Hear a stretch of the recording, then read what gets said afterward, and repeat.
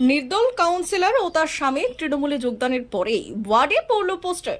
ঘটনাটি ঘটেছে মেদিনীপুর শহরের 14 নম্বর ওয়ার্ডে, যা নিয়ে শুরু হয়েছে রাজনৈতিক বিতর্ক। উল্লেখ্য, গত 2022 সালে পৌরসভা নির্বাচনে 14 নম্বর ওয়ার্ডে অর্পিতা রায় নায়েককে তৃণমূল প্রার্থী করে। পরে আবার দ্বিতীয় তালিকায় তার নাম হঠাৎ করেই বাদ দিয়ে রাতারাতি পরিবর্তন করে তৃণমূলের তরফে প্রার্থী করা হয় এলাকার বাসিন্দা সংঘমিত্রা পালকে। এরপরই অর্পিতা রায় নায়েক নির্দল হিসেবে ভোটে প্রতিদ্বন্দ্বিতা করে। তারপরে তৃণমূল থেকে 6 মাসের জন্য বহিষ্কার করা হয় বিশ্বেশ্বর নায়েককে।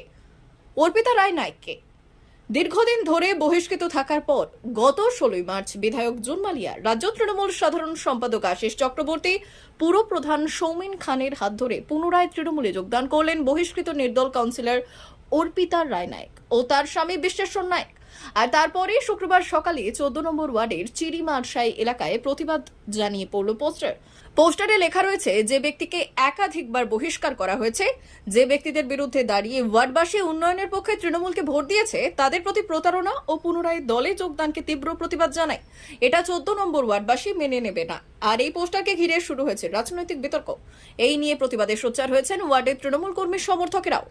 ক্ষোভ দেখা দিয়েছে ওয়ার্ডের একাংশ তৃণমূল কর্মী সমর্থক ও ওয়ার্ডবাসীর মধ্যে। দেখুন, একজন আমাদের দলে আসার পরে দলের শক্তি আমাদের বেড়েছে এবং আমরা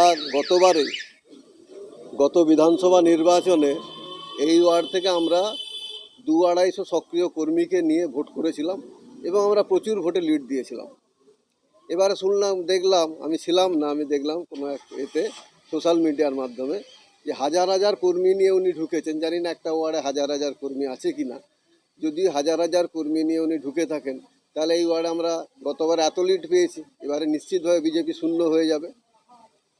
তবে একটা দুঃখের কথা রয়ে যাচ্ছে, গত 2-3 বছর, কয়েক বছর আগে 2019 সালে উনি সম্ভবত আমাদের দলে ঢুকেছিলেন এবং লোকসভা নির্বাচনে দলের কিছুটা বিপর্যয় হওয়ার পরে উনি দলের গোষ্ঠীর ষষ্ঠী পুজো করে দল ছেড়ে চলে গেছিলেন।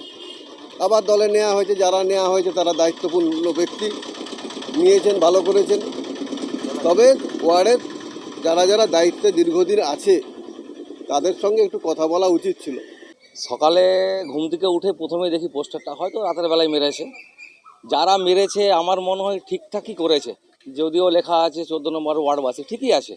কারণ একজন কাউন্সিলর বারে বারে দল চেঞ্জ করবে। একবার নির্দল থেকে 2008 সালে জিতলো, 8 সালে জেতার পরে একবার 13 সালে তৃণমূলে গেল, তৃণমূলে যাওয়ার পরে ভোলেমারের চোখে তাকে মানুষ ভূঁইয়া র্যালি থেকে নামিয়ে দেওয়া হয়।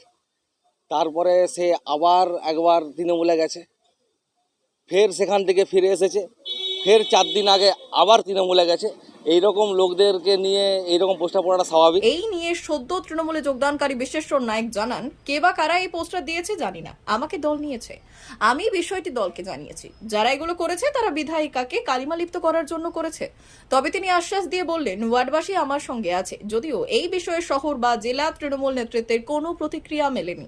সকালে ওয়ার্ডে ঘুরছিলাম, আমি কেউ জানি না, আপনাদের মাধ্যম দিয়ে আমি জানতে পারলাম যে পোস্টার পড়েছে, দল আমাকে নিয়েছে, দলকে আমি জানিয়ে দিয়েছি অলরেডি এই ব্যাপারটা।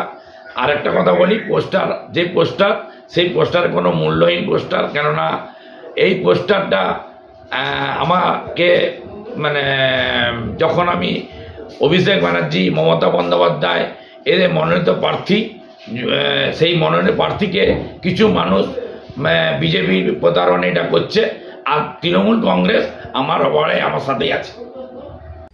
D news, Medinipur.